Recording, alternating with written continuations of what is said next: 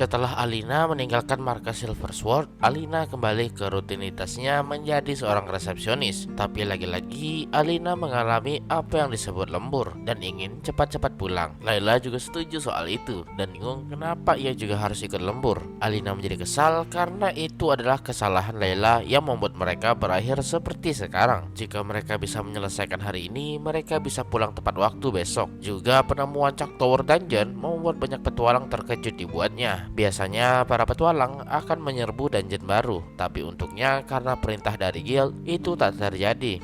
Ditambah petualang yang cukup kuat mati di sana, semakin membuat orang tak tertarik lagi. Tapi lembur ini terjadi karena Layla melakukan kesalahan dan untungnya kerjaan mereka hampir selesai.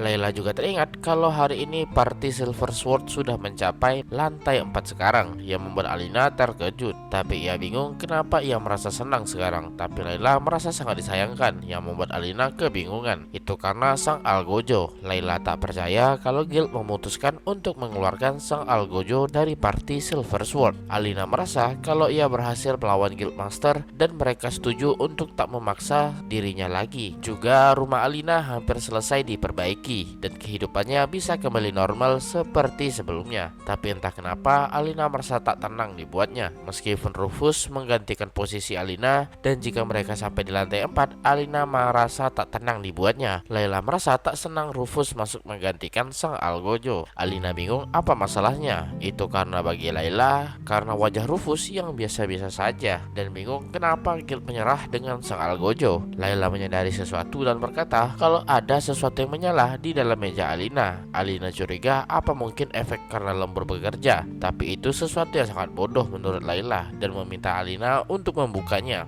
Di dalam terdapat sebuah pendan yang menyala terang yang membuat Alina kaget dibuatnya. Tapi Layla takjub dengan pendan yang sangat indah itu. Alina dengan cepat menutupnya yang membuat Layla protes. Alina merasa itu bukan sesuatu yang spesial dan hanya batu bersinar biasa saja. Itu membuat Layla kecewa berat dibuatnya. Alina teringat soal guiding kristal yang diberikan Jet sebelumnya, tapi Alina lupa mengembalikannya setelah keluar dari party Silver Sword. Tapi Alina teringat akan sesuatu di mana Jet pernah berkata kalau kristal ini akan menyala ketika sang pemiliknya sedang dalam keadaan yang berbahaya. Itu membuat Alina menjadi sangat panik dibuatnya. Ia bingung apa yang sebenarnya terjadi. Alina merasa cahaya dari pendan itu semakin terang dan curiga apakah party Silver Sword sedang berada dalam bahaya yang mengancam nyawa mereka sekarang. Alina terdiam yang membuat Layla bingung ada apa dengan sempainya itu. Detak jantung Alina semakin berdegup kencang, menandakan ia menjadi panik dan bingung di saat yang bersamaan. Ia teringat dengan Shroud dan mengerti kalau Shroud tak akan pernah kembali. Alina pun memutuskan untuk pergi dari sana meninggalkan Layla sendirian. Alina sendiri tak mengerti kenapa ia berlari. Ia seharusnya kembali ke kantor dan menyelesaikan pekerjaannya, karena itu yang selalu menjadi hal terpenting bagi Alina. Dan tiba-tiba Alina sudah berada di tempat teleportasi. Ketika Alina ingin mengaktifkannya, ia dihentikan oleh para penjaga di sana. Para penjaga bingung kenapa seorang resepsionis ada di sini. Mereka bertanya apa yang resepsionis itu lakukan. Dan ini bukanlah alat yang bisa digunakan orang seperti Alina. Mereka mencoba mengusir Alina dan Alina tanpa sadar melakukan ini tanpa berpikir panjang. Ia juga tak membawa sesuatu yang bisa menutupi dirinya. Jika ia memaksa sekarang, Alina bisa saja kehilangan pekerjaannya sekarang. Juga jika Alina mengeluarkan senjatanya dan menyerang para penjaga, tak hanya identitasnya yang terbongkar, tapi bisa saja ia dikeluarkan dari pekerjaannya sekarang. Tapi Alina harus segera menyelamatkan Jet dan yang lainnya. Jika tidak, mereka semua akan mati. Alina pun kebingungan apa yang harus dilakukannya sekarang.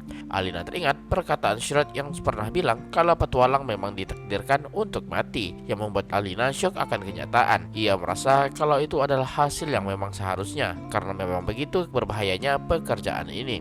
Alina yang menjadi resepsionis juga karena menghindari bahaya semacam itu, meskipun harus bekerja lembur sekalipun. Dan Alina bingung kenapa ia harus membagi itu semua sekarang hanya untuk seorang petualang. Ia teringat soal Jet yang berkata kalau memang itu pekerjaannya meskipun itu bisa membuat mereka mati, dan merasa itu tidaklah masuk akal. Jika Jet mati, ya hanya itu saja dan tak ada yang lain. Bahkan Shroud yang selalu menghindari bahaya pun berakhir mati, dan merasa semua petualang itu orang-orang yang bodoh. Kenapa Alina Alina harus menolong mereka semua dan biarkan saja mereka. Alina tiba-tiba mengaktifkan skill miliknya dan memanggil sebuah palu besar. Itu membuat semua orang kaget dibuatnya. Alina merasa kalau dirinya benar-benar bodoh. Para penjaga kebingungan kenapa seorang resepsionis bisa mengeluarkan skill seperti itu. Salah satu dari mereka menyadari sesuatu dari senjata itu dan merasa apa jangan-jangan orang yang ada di depan mereka adalah sang penjegal atau sang algojo yang terkenal itu. Alina berkata agar membiarkannya lewat. Setelah kematian Shroud, Alina merasa tak ingin lagi merasakan yang namanya kematian. Ia tak ada keinginan untuk hidup mewah layaknya petualang. Selama ia bisa hidup tenang, itu sudah cukup baginya dibanding harus seseorang yang ia kenal mengalami kematian. Alina merasa sangat lelah akan semua ini. Mati ketika menjelajah dan tak akan kembali itu hanyalah bercanda, karena Alina tak akan membiarkan itu terjadi meskipun itu membahayakan dirinya. Alina berkata ke para penjaga jika mereka tak pergi maka Alina akan menyerang mereka semua dan cerita pun berlanjut.